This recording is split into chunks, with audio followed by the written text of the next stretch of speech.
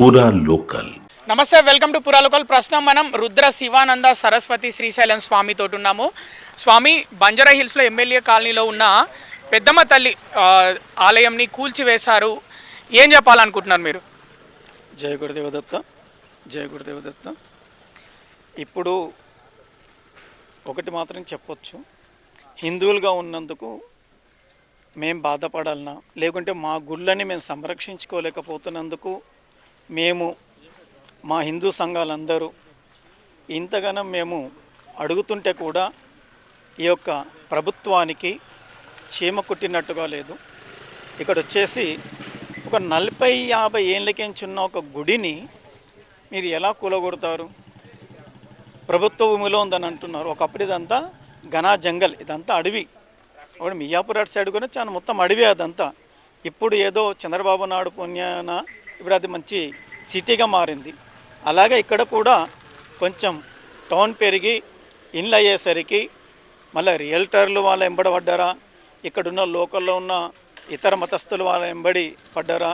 ఎందుకంటే గవర్నమెంట్కి కొంచెం ఒక పేరైతుంది హిందూ వ్యతిరేకి అని.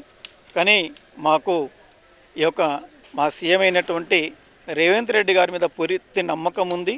ఈ గుడికి న్యాయం చేస్తారని పూర్తి నమ్మకం, విశ్వాసంతోనే మేము పోరాటం చేస్తున్నాం. ఇక్కడ దరిదాపున ఒక 100 హిందూ సంఘాలు ఇక్కడ వచ్చి పోరాటం చేస్తున్నారు. ఇప్పుడే నేను చూసినాను, నా కళ్ళ ముందే కొందరిని అరెస్ట్ చేసి తీసుకెళ్ళినారు. ఇక్కడ ఏం జరుగుతుంది, తెలంగాణలో ఏం జరుగుతుంది? ఇంతకుముందున్న ఏపీలో ఆ ఏపీ గవర్నమెంట్ వల్ల మేము ఇబ్బంది పడ్డాము.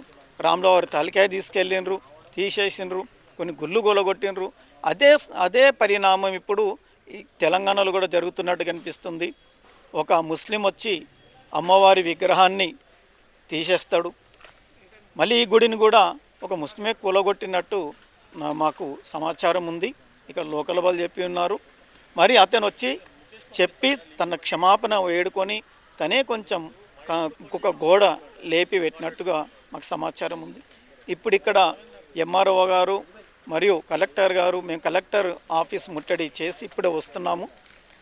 ఇక్కడ మేము వినతి, అయ్యా మేము హిందువులుగా పుట్టడమే మేము చేసిన పాపమా, తెలంగాణలో హిందువులుగా పుట్టడం మేము చేసిన పాపమా మాకు అర్థమవుతలేదు.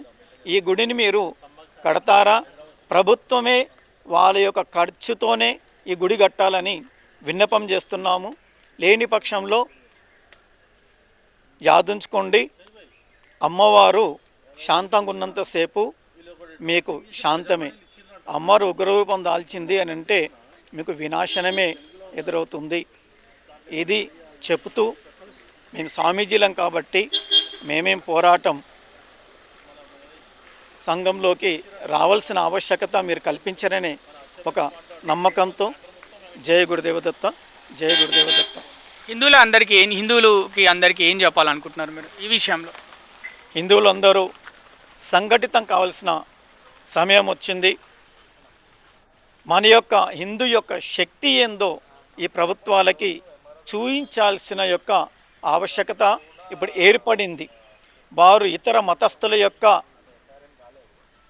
ప్రాపగండం సంపాదించుకోవడానికి, వాళ్ళకి నమ్మకాన్ని సంపాదించుకోవడానికి, వాళ్ళ ఓట్లు సంపాదించుకోవడానికి హిందువులని టార్గెట్గా చేసి వాళ్ళ గుళ్ళని, వాళ్ళ సాంప్రదాయాలని వాళ్ళని కూలదోస్తున్నారు, వాళ్ళు చెరిపేస్తున్నారు, వీళ్ళని తప్పుదో పట్టిస్తున్నారు. హిందూ నాయకులకి మేము ఒక విన్నపం చేస్తున్నాము, ఒక ఆజ్ఞని ఇస్తున్నాము. మీరు హిందువులైతే ఈ గుడిని కట్టించి చూపించండి. నాయకులారా, మీరు హిందువులని మీరు నిరూపించుకోనంటే ముందు ఈ గుడి కట్టి చూపించండి. ఇది ఏ స్థలము ఆ స్థలం అని కాదు. ఇప్పుడు చూసినాం బంజర్ అంటే మీకు తెలియదు, బంజర్ అంటే అడవి. ఈ బంజర్ ఇది, ఈ బంజరు భూమిలో ఉన్న గుడిని బోనాలు చేస్తున్నారు. 40 ఏళ్ళకించి అప్పుడు కనిపించలేదా మీకు? నాయకులు వచ్చి కొబ్బరికాయలు కొట్టినారు.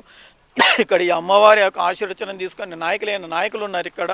మీరందరూ ఇక్కడ ఏం చేస్తున్నారు? ఇప్పుడు మీరు కలిసికట్టుగా రావాల్సిన అవసరం ఉంది.